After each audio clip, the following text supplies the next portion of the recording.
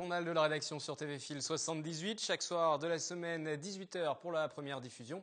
Voici les titres de ce 14 octobre, sans plus attendre.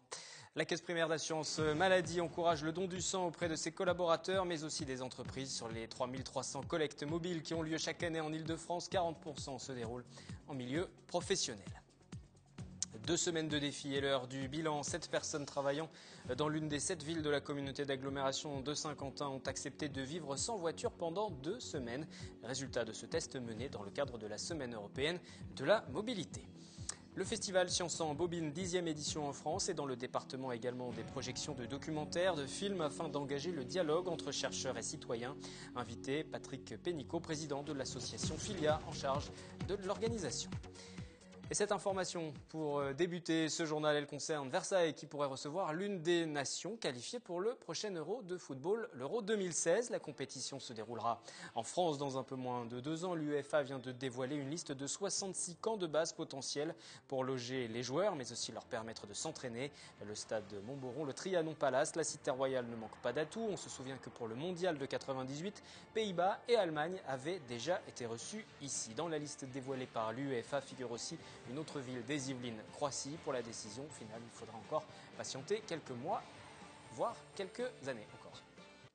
Pour la 2e année, la Caisse primaire d'assurance maladie encourage le don du sang auprès de ses collaborateurs, mais aussi des entreprises. Une journée du don qui n'est pas de trop dans une région, Île-de-France, où moins de 2% des franciliens donnent leur sang. Anthony Reich et Elodie Moine.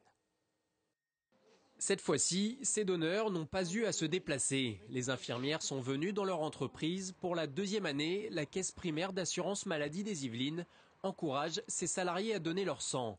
Car sur les 3300 collectes mobiles qui ont lieu chaque année en Ile-de-France, 40% se déroulent en milieu professionnel. C'est fédéré déjà, tout simplement même au sein de nous, au sein de notre organisme, fédéré entre l'ensemble des salariés, pouvoir faire en sorte que chacun apporte quelque chose à l'entreprise, en termes d'image, tout simplement. Et voilà, que chacun participe à sa façon comme il le peut, du moins dans le don, et le don du sang, c'est la première des choses.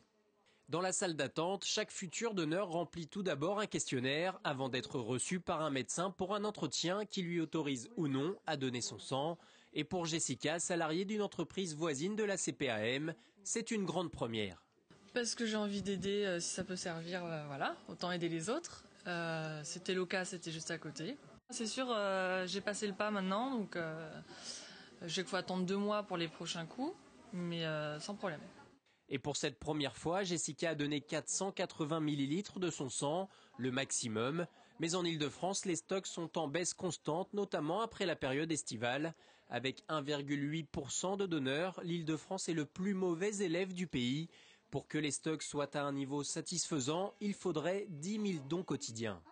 On a besoin de dons de façon continue, parce que les besoins sont journaliers. Et les besoins vont en augmentant, car la population vieillissante augmente, les malades, les thérapeutiques augmentent, et il faut savoir que les besoins en sang sont continuels. Donc on a besoin de, tous les jours de faire des collectes. Au total, 18 personnes ont donné leur sang dans ce site de Guyancourt. Les hommes peuvent donner au maximum 6 fois leur sang dans l'année, 4 fois pour les femmes. Santé toujours, et samedi dernier, c'était la 8e édition de la journée des 10. Dyslexie pour les troubles de l'écriture et de la lecture, dysphasie pour les troubles de l'expression et de la compréhension, ou encore dyspraxie pour les troubles du mouvement et des gestes. En France, 5 à 8% de la population serait concernée.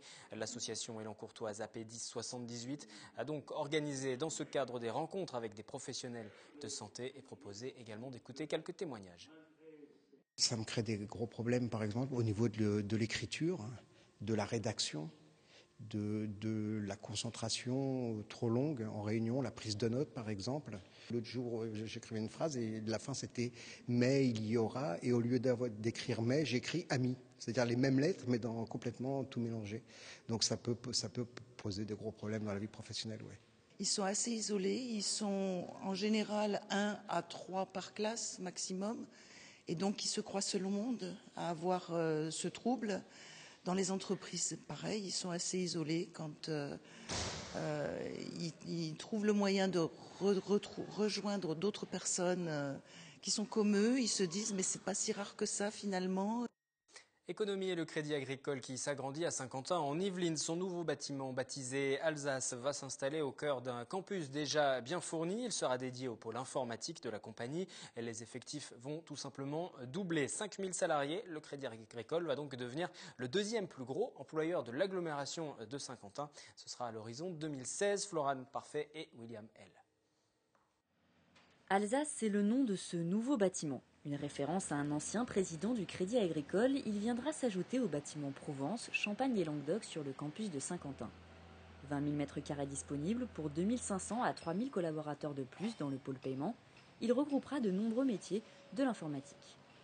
Les personnes qui vont venir sur le site dans les 2 prochaines années sont des personnes qui sont du groupe Crédit Agricole SA et qui travaillent actuellement dans d'autres villes que Saint-Quentin en Yvelines, principalement au Kremlin-Bicêtre et à Courbevoie. Pas de plan d'embauche massif prévu, le site va être réorganisé et réaménagé afin d'être plus attractif. L'objectif est de faciliter les échanges entre les différentes entités du groupe et de créer une communauté au sein du campus. À terme, l'enjeu est également d'impulser plus d'activités et de dynamisme autour des métiers technologiques. Nous concentrons ici à Saint-Quentin un maximum d'emplois informatiques. Quand une entreprise comme une banque emploie une personne en interne sur l'informatique, en général, elle dépense l'équivalent pour avoir une personne en externe. Donc plus on a de monde en interne ici, plus de la même façon, on donne du chiffre d'affaires à des SS2I qui travaillent avec nous. Cette implication sur le territoire pourrait inciter d'autres entreprises à s'installer à Saint-Quentin-en-Yvelines.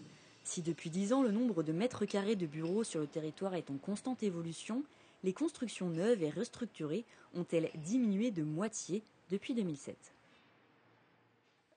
10e édition de Science en bobine jusqu'au 17 octobre dans plusieurs villes de France. Des films, des documentaires projetés afin que naisse le débat entre citoyens et chercheurs. Bonsoir Patrick Pénicaud. Vous êtes le président de FILIA, association collectif citoyen de Saint-Quentin-en-Yvelines pour des actions et projets participatifs multi- et interdisciplinaires. Alors avant de parler de Science en bobine, un mot sur votre association, sur FILIA, déjà vos objectifs, votre finalité. Tout d'abord, je ne suis plus président depuis peu.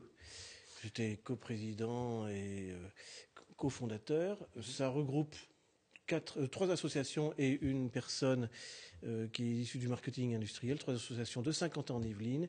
Drapeau Blanc, qui agit dans la santé, l'écologie et l'art, et du tech multimédia dans l'insertion socio-économique par l'audiovisuel et les nouvelles technologies d'information et de communication. Et EcoVortex, qui est une association que j'avais créée, qui est plutôt dormante dans les domaines de culture et développement durable.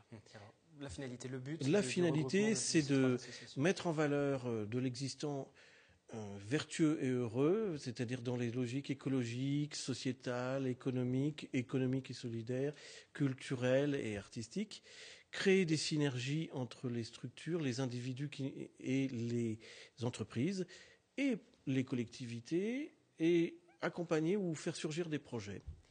Comment est arrivé le travail justement avec la Fondation Sciences Citoyennes? Parce que vous êtes associé pour faire naître le festival Sciences en bobine sur le bassin de Saint-Quentin-en-Yvelines, qui n'existait pas auparavant. Auparavant, il existait à travers la France, mais pas encore sur Saint-Quentin. Il se trouve qu'il y a une certaine OIN, Opération d'intérêt national de Saclay, et que Saint-Quentin-en-Yvelines fait partie de Paris-Saclay, et de l'université de Versailles-Saint-Quentin-en-Yvelines est maintenant devenue, avec l'OIN de Saclay, Université Paris-Saclay. Donc, comme on agit avec le contexte, avec l'existant, la logique était évidente de collaborer et avec tout le tissu de l'enseignement supérieur et notamment dans les sciences humaines, sociales et pas simplement les sciences dures, même si c'est la dominante. Pour mettre en valeur non seulement l'existant, mais créer du débat autour des enjeux de fond et de forme qui sont au cœur des sciences, parce que sinon on a abouti à une science qui est purement une technoscience progressiste, qui a sa raison d'être. Mais pour ne pas subir la science, que le citoyen s'implique véritablement, comprenne les mécanismes et quelle utilité ça peut avoir aussi, voilà. Si les avancées sont positives. Alors les avancées positives, c'est pas simplement en termes productifs, mais en termes vraiment de vertueux, c'est-à-dire science et conscience, comme aurait dit Rabelais. Le savoir n'est pas neutre, il y a des enjeux politiques, économiques, sociaux, c'est ce que vous dites dans la présentation de ce festival. Ça veut dire que les sciences n'apportent pas que le progrès, justement? C'est surtout quel progrès. De quel progrès parle-t-on? Si c'est un progrès purement technique, on peut aller droit dans le mur. On le voit vraiment avec des choses du type biologie de synthèse qui posent vraiment des problèmes. Quels sont justement, vous avez cité un exemple, mais les problématiques qui intéressent le plus le citoyen aujourd'hui, qui font naître cette conscience et s'intéresser à ces problématiques? Alors, la première chose, c'est tout ce qui va concerner notre santé et environnement, donc qu'on va retrouver dans l'industrie agroalimentaire, par exemple. Les nanotechnologies, ça reste quelque chose qui est très abstrait pour beaucoup de gens, évidemment, puisque de toute façon, c'est pas visible à l'œil nu. Le nucléaire, idem, qui peut faire le pire comme le meilleur. C'est-à-dire la médecine nucléaire, c'est fabuleux. C'est toujours sachons raison garder. Juste pour être bien clair, vous n'avez pas d'a priori négatif sur ce progrès, à condition, comme vous le disiez, de définir ce qu'est le progrès et ce que ça va apporter. Voilà. C'est-à-dire que le débat ne doit pas être absent des choix scientifiques où le politique intervient. Il intervient économiquement, mais pas que. Donc, il y a des choix qui sont vraiment... Par exemple, le financement de la recherche, il est de plus en plus privé. Qui est de la recherche privée ? Soit, mais si ça devient la dominance, là, ça pose un problème, parce que l'intérêt général en est absent. Et tous ces débats, toutes ces problématiques sont soulevées en début de séance par une projection, un documentaire ou un film. Hier soir lundi, par exemple, il y avait Bienvenue à Gattaca, un film où il était question de choisir le génotype de son enfant. Vous l'avez peut-être déjà vu par le passé, ce film d'Andrew Nicole. À chaque fois, pourquoi amener la discussion par le cinéma? Parce que c'est le meilleur moyen d'amener le citoyen. Parce que c'est ce qui fait jouer l'imaginaire, d'abord. Parce que là, on n'est pas simplement sur du documentaire, bien souvent. Il y a des documentaires également. Mais on voit le visuel, c'est quand même le sens dominant chez l'homme, c'est le visuel. On peut nous raconter tout ce qu'on voudra, si on n'a pas vu, si on n'a pas ressenti, on n'est pas touché. Donc c'est pour ça que non seulement on fait du débat autour des films, mais on fait intervenir dans ce débat soit les réalisateurs, donc qui sont allés au cœur de la chose, soit des scientifiques qui sont experts de la chose. Hier soir, c'était Jacques Testard, qui par ailleurs est président d'honneur de la Fondation Sciences Citoyennes, mais qui est quand même un biologiste, c'est le papa du premier bébé embryon. Donc la procréation assistée, il connaît. Effectivement, c'est un sujet d'actualité et qui fait beaucoup parler. On imagine qu'il va y avoir beaucoup de discussions animées hier autour de ces problématiques-là. Justement, les scientifiques viennent facilement se prêter au jeu parce que le but, c'est d'intéresser le citoyen. Mais est-ce que les scientifiques ont aussi envie qu'on remette en cause, en question, qu'on questionne sur le bien fondé de certaines recherches, certains progrès? Alors, les scientifiques engagés, oui, sauf qu'ils sont peu nombreux. On en discutait hier soir avec M. Testard. C'est surtout des scientifiques qui sont à la retraite qui tout d'un coup prennent en compte les enjeux. Les chercheurs aujourd'hui ne prennent pas le poids des choses. C'est étonnant parce qu'ils sont quand même les premiers artisans. Mais il n'y a pas de conscience aujourd'hui? Une faible conscience. C'est vraiment un problème. Alors, vrai, on peut nous dire, oui, le principe de précaution, c'est du précautionnisme. Non, c'est ce qui nous oblige à faire une science qui soit responsable et donc de voir non pas à court terme, mais de voir à long terme tous les enjeux. Alors, il y a des projections jusqu'au 17 octobre pour la 10e édition de ce festival. Pour la première fois à Saint-Quentin-en-Yvelines, les différentes adresses internet qui s'affichent pour que vous puissiez consulter la totalité des dates et des rendez-vous qui sont proposés. Demain soir, par exemple, il sera question au Grenier à sel de la fraction du vivant, avec la possibilité de créer des séquences d'ADN, voire de donner vie à de nouvelles cellules. On va parler de cette thématique peut-être qui aura lieu demain. De la biologie de synthèse, oui. Alors expliquez-nous un peu plus. La biologie de synthèse, par exemple, il y a un grand scientifique américain qui s'appelle Craig Venter, qui a essayé, on m'a dit que ça avait échoué, mais je n'ai pas vérifié depuis, de créer des bactéries. Donc, fabriquer le vivant comme si on devenait un véritable démiurge. Pourquoi pas, mais voyons les choses avec les résultats. C'est quand même, ça pose de véritables problèmes. Parce que, est-ce que on veut fabriquer un vivant pour notre propre intérêt d'une façon anthropocentrique, sans voir les conséquences que ça peut avoir. Donc ça nécessite une recherche longue et c'est pas une petite recherche. Là, il y a des enjeux et si on est uniquement dans une philosophie utilitariste, se pose vraiment un problème. Ça va de même avec le consumérisme, etc. On est dans un égoïsme au stade sociétal, macroéconomique. Que l'intérêt général soit également source de productivité économique, soit, mais attention, il y a des limites. J'imagine que vous n'avez pas la prétention, mais répondre à ces questions-là en aussi peu de temps, c'est possible? Ça fait avancer le débat? À l'issue du débat, les positions de chacun évoluent? Ça dépend complètement du public, là. C'est vraiment très variable. Et pour les rendez-vous qui ont eu lieu jusqu'à présent, par exemple, moi, ce que je déplore, c'est que pour l'instant, c'est que je m'y attendais. C'est que c'est surtout des gens qui sont déjà soit convaincus, soit des professionnels, des scientifiques, mais c'est encore un peu de l'entre-soi. Donc la dynamique difficile d'aller chercher le grand public. La dynamique que je veux instituer à partir de cet accueil de ce festival, c'est une dynamique qui va se traduire par un dispositif global éditorial, en interviewant les étudiantes, les étudiants, les chercheurs, les scientifiques et les entreprises qui ont affaire aux sciences, au sens pluriel, pour se conjuguer avec les dispositifs existants de sensibilisation du genre de la Maison de l'Environnement, de la Science et du Développement durable, du genre S-Cube qui est sur le plateau de Saclay, pour aller plus loin et les confronter avec les normes du plan vert issu du Grenelle de l'environnement, d'ISO 26000, qui est une norme mondiale issue de l'ONU, qui ne sont pas vraiment appliquées parce qu'elles ne sont pas, soit elles ne sont pas vraiment obligatoires, soit elles sont obligatoires mais sans punition si on ne les applique pas. Et on voit surtout les difficultés que ça peut procurer en termes de monopolisation de temps pour se former. Et si on voit ça que comme un coût et pas comme un avantage et une logique plus globale, vertueuse, on passe à côté de quelque chose qui peut finalement nous coûter très cher. Rendez-vous mercredi au Grenier à Sel pour une première projection, un premier débat. Il y aura également des rendez-vous jeudi et vendredi. Jeudi à Elancourt, c'est au Ciné 7 sur le bien commun, l'eau, la santé, la marchandisation. Le vendredi à Manille-les-Hameaux, la Maison de l'Environnement et des Sciences aussi. Ce sera autour d'un mathématicien engagé. Je vous renvoie une fois de plus au site internet puisqu'on va être pris par le temps pour voir le programme complet. On va juste terminer cette interview par un micro-trottoir. Vous en avez l'habitude. Nous allons vous faire réagir aux différents sujets d'actualité. Notre question du jour aujourd'hui, quels sont les films, peut-être de science, voire de science-fiction, qui vous interpellent, qui vous font réfléchir? Voici vos réponses. Matrix, ouais. Pour quelle raison? Je trouve que c'est assez futuriste et il y a beaucoup d'action dedans, donc c'est ce qui me plaît le plus. J'aime beaucoup Star Wars, le film de base, quoi. District 9, j'avais bien aimé. Pour quelle raison? Les phénomènes sociaux, comment l'homme réagit par rapport à la découverte d'extraterrestres. Alien, je dirais. On va dire Matrix. Alien. Alien, vous aimez beaucoup? Le premier. Parce que c'est quand j'avais 16 ans, donc ça m'a marqué beaucoup, oui, Alien le 8e passager. Je me rappelle que mes copains se demandaient comment ils pouvaient faire une suite. On disait on ne peut pas avoir de suite à ce film-là.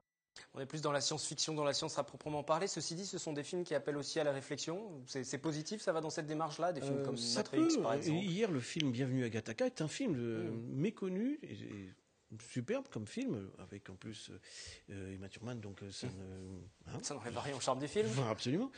Et c'est un très bon film, mais qui est resté méconnu, qui projette vraiment dans une fiction où la biologie de synthèse serait et l'eugénisme, et c'est déjà à l'œuvre aux États-Unis. Donc on retrouve les questions que soulève justement M. Testard dans son dernier livre sur la GPA. Là-dessus, c'est quand même vraiment un avenir qui, selon lui, on y arrive, quoi. Si on trouve ça très bien, parce qu'on dit oui, je serais très content d'avoir un enfant qui réussit en tout, etc., c'est superbe. Mais imaginons une société qu'avec que des clones qui sont parfaits, la perfection, c'est ennuyeux. Comme on dit, le paradis, c'est bien, mais qu'est-ce qu'on s'ennuie?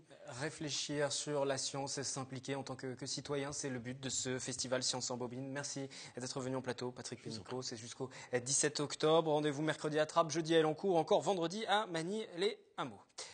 Le nouveau film, on va rester dans le cinéma un petit peu. Le nouveau Éric Toledano et Olivier Nakache en salle demain, mercredi 15 octobre. Le duo de réalisateurs versaillais retrouve Omar Sy 3 ans après Intouchable pour Samba. L'histoire d'un sans-papier sénégalais. Une fois de plus, un sujet sérieux que les auteurs veulent aborder avec le sourire. Hier, une avant-première était organisée à l'UGC Cinécité SkyWest. Les caméras de TV Film n'étaient pas les bienvenues. La société en charge des relations presse ayant préféré privilégier les médias nationaux. Pas d'image donc, mais tout de même quelques mots à vous proposer dans ce journal des deux réalisateurs qui parlent de leur travail avec le comédien originaire de Trappes et puis de leurs envies pour ce film. Il y a à la fois l'envie de continuer avec Omar, comme le disait Éric, de lui faire prendre un personnage, et à la fois de le faire rencontrer une actrice. C'est aussi notre première histoire d'amour qu'on traite. Donc c'est vrai qu'on a été plus loin dans les thèmes sociétals, comme vous dites, mais toujours avec un certain recul qui les rend finalement un peu accessibles, ces thèmes. Donc mais ça a été presque inconscient. À l'occasion de la semaine de la mobilité de la communauté d'agglomération de Saint-Quentin, en Yvelines proposait de relever le défi 2 semaines sans ma voiture. Jusqu'au 26 septembre, plusieurs salariés ont tenté de laisser leur véhicule au garage. Nous avions rencontré quelques volontaires. Voici le bilan qu'ils font de cette opération aujourd'hui. Claire Cambier. Économiques et écologiques, les modes de transport alternatifs ont pourtant encore du mal à concurrencer la traditionnelle voiture.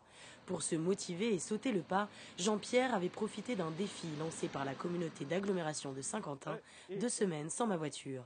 Son choix s'était porté sur le covoiturage et les transports en commun, d'Orsay, son domicile, à Manille-les-Hameaux, son bureau. Avec le covoiturant, la première semaine, ça s'est très bien passé. On a pu alternativement covoiturer. La deuxième semaine, c'était un petit peu plus difficile parce que j'ai pas de bus direct et j'avais en plus après un quart d'heure de marche. Eh bien là, ça me prenait en tout 1h15 et là, c'était vraiment très long. Difficile d'accepter de doubler son temps de trajet. Céline, une autre participante, avait préféré le vélo électrique pour rejoindre Guyancourt dès l'Encourt. Elle avait profité d'une météo clémente. Je m'y suis tenue vraiment la première semaine. La deuxième semaine, j'ai fini par abandonner le vendredi parce que là, il fallait ramener les courses.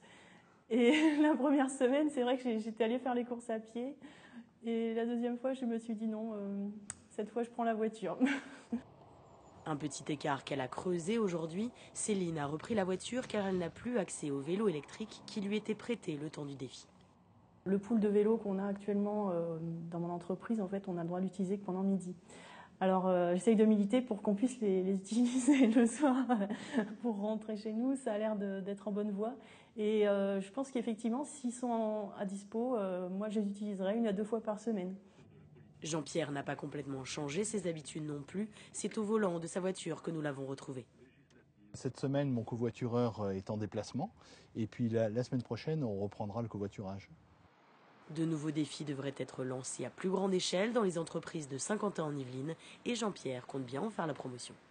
Même si parfois ça ne débouche pas toujours sur des changements d'habitude, mais au moins ça permet de tester d'autres systèmes et peut-être d'ouvrir ces nouveaux moyens de déplacement à plus de gens. Musique pour terminer ce journal, l'Orchestre national d'Île-de-France qui entame une résidence d'une saison entière à Plaisir. Pour se faire connaître, les musiciens ont donné une prestation samedi après-midi en pleine galerie commerciale marchande. Catherine Zulato, Patrick Jacques de Dixmude. Ils s'installent au fur et à mesure. En quelques minutes, ces musiciens de l'Orchestre national d'Île-de-France prennent place en plein cœur d'une galerie marchande. Étonnant, et c'est avec un air de West Side Story qu'ils entraînent les spectateurs dans un flash mob.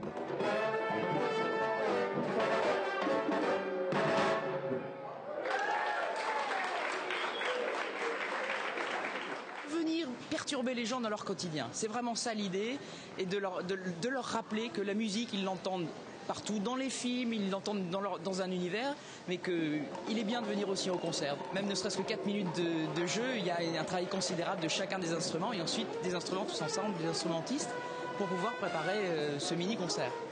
Une opération séduction pour l'Orchestre national d'Île-de-France qui s'installe pour plusieurs mois en résidence à Plaisir. Je trouve ça fabuleux, extraordinaire. C'est toujours agréable, c'est vrai qu'on va faire ses courses et puis on voit ça, donc on y va quoi.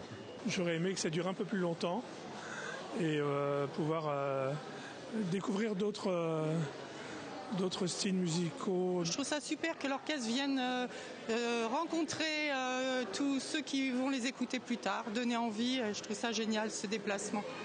Ces clients d'un jour pourraient devenir spectateurs de demain. L'Orchestre national d'Île-de-France entame donc une résidence sur l'année à Plaisir. Un premier concert a lieu ce vendredi soir au théâtre Espace Coluche.